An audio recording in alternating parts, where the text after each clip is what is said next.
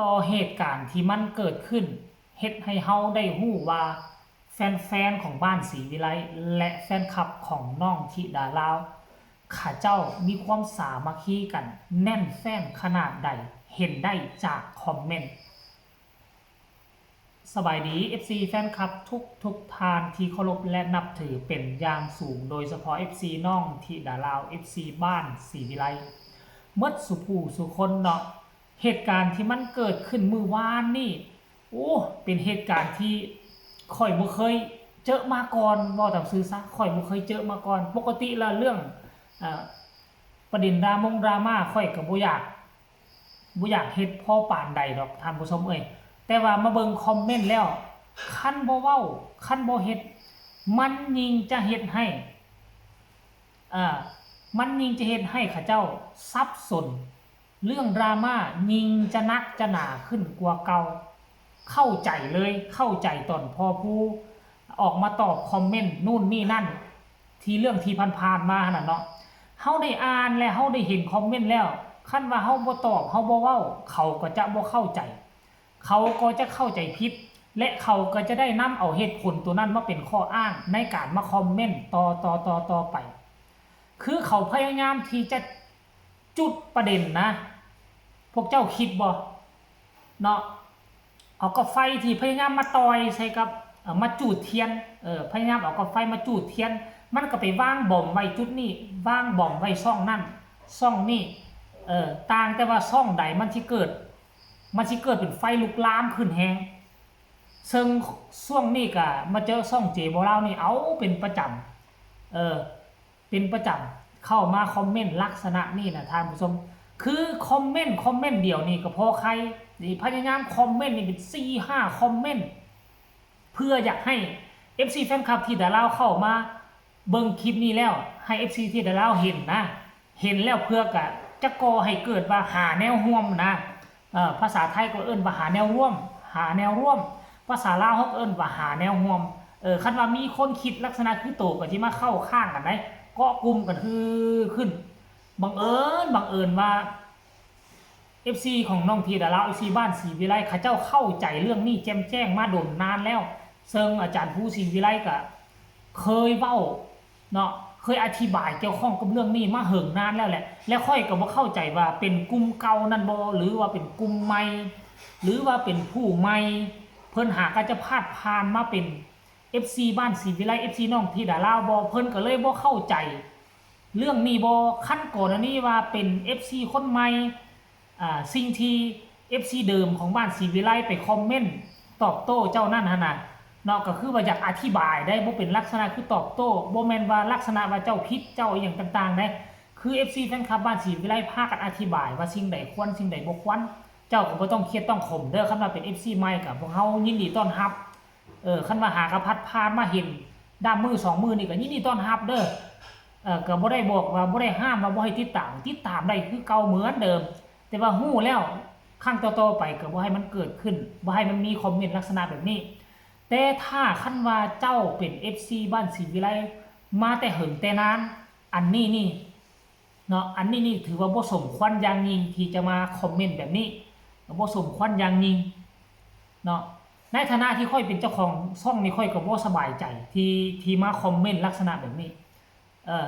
คันว่ามาคอมเมนต์แบบดุจักน้อยเนาะทั้งเพิ่นก็สิเข้าใจผิดโอ้ว่าเจบ่ลาวเห็นดีเห็นพร้อมกับคอมเมนต์นี่บ่เห็นดีเห็นพร้อมกับพวกนี้บ่เป็นกลุ่มเดียวกันบ่พยายามที่จะสร้างให้มันประเด็นดราม่าบ่พอจะได้เฮ็ดข่าวเล่าข่าวอ่านข่าวจักน้อยนึงคนอื่นจะเข้าใจผิดว่าค่อยเป็นแบบนั้นเพราะฉะนั้นแล้วสิ่งที่ค่อยเฮ็ดคลิปออกมาแล้วมาอ่านคอมเมนต์เจ้าคืนนี่น่ะบ่แม่นว่าค่อยตำหนิเจ้าบ่แม่นว่าค่อยด่าเจ้าได้บ่ค่อยบ่ได้ด่าค่อยบ่หยังต่างๆคือค่อยออกมาชี้แจงในสิ่งที่มันถูกต้องเนาะออกมาชี้แจงบางคนบอกว่าสิออกมาเฮ็ดหยังเนาะคันออกมามันเฮ็ดสิเป็นประเด็นดราม่าคันบ่ออกมานั่นแหละเนาะสำหรับเจ้าของช่องแล้วคันบ่ออกมานี่คนอื่นสิมองว่าเป็นกลุ่มเดียวกับพวกนั้นเพราะฉะนั้นคลิปที่2มื้อวานนี่หั่นน่ะค่อยจึงออก ออกมาแล้วก็มีหลายคนทั้งบ้านศรีวิไลเนาะโดยเฉพาะ FC แฟนคลับโอ้ยพากันเข้ามาช่วยเหลือซึ่งกันและกันได้เห็นความสามัคคีและก็ขอขอบอกขอบใจไปน้ำซิด PK ยายลุ้นก็พากันเข้ามาคอมเมนต์และอธิบายเพิ่มเติม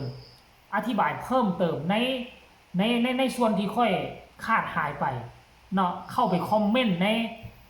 ใต้คอมเมนต์ของคนนั้นแล้วก็รวมทั้งพ่อแม่บ้านศรีวิไลอุ้ยทุกคนทั้งชาวลาวชาวไทยพากันเข้ามาถล่มในหน้าที่นี่นะแต่ละคนบ่ได้คอมเมนต์แบบด่าให้แบบเสียหายแต่คือเข้ามาเพื่ออธิบายเนาะแล้วก็ FC แฟนคลับของบ้านศรีวิไลและน้องที่ดารา99%คือเข้าใจว่าหมายถึงทริปและมาไล่หน้าเวทีบ่ได้หมายถึงมาไล่พวงใหญ่พวงโตของส่วนตัวของศิลปินแต่ละคนอื่นเข้าใจนะนี่หมดแต่มีแต่คนเดียวนั่นแหละที่มาคอมเมนต์เป็น 4-5 คอมเมนต์แล้วเข้าใจไปแนวทางที่แต่ต่างหมู่เพียงแต่คนเดียวนะเท่าค่อยก็งึดก็คือว่าแล้วค่อยก็ว่าคนเฮาความรู้บ่คือกันระดับความรู้ความสามารถสมองความคิดความอ่านมันบ่คือกันพวกเฮาอาจจะเข้าใจถูกแต่คนนี้อาจจะเข้าใจผิดไปในแนวทางผู้เดียวของเราขนาดท่านผู้ชมแต่ว่าอย่างน้อยๆ FC บ้านศรีวิไลก็ช่วยเหลือกันผู้นี้แน่อธิบายผู้นั่นแน่เข้ามาคอมเมนต์อธิบายหลายคนอธิบายไปแล้วก็เฮ็ดคลิปที่2ไปเพิ่นก็เข้ามาว่าเข้าใจแล้วรับทราบแล้วเด้อเข้าใจแล้วเด้อเพิ่นก็บอกว่าเข้าใจแล้วที่บ่เราก็เข้าไปตอบเพิ่นก็ขอบใจที่เข้าใจนะเนาะท่านผู้ชมเนาะแต่คันถ้าว่าเป็น FC ใหม่แต่คันถ้าว่าเพิ่นบ่มีเจตนาที่จะมาสร้างความปั่นป่วนพวกเฮายินดีต้อนรับเลยยินดีต้อนรับเนาะเห็นลงแต่ละคลิปก็เข้ามาคอมเมนต์ทักทายสบายดีกันได้ยินดีต้อนรับเลยทุกคนก็ถือว่าบ่ผิดบ่แม่นแนวคิดของแต่ละคนก็ได้ถือว่าบ่ผิดบ่แม่นมีสิทธิ์คิดมีสิทธิ์อ่านแ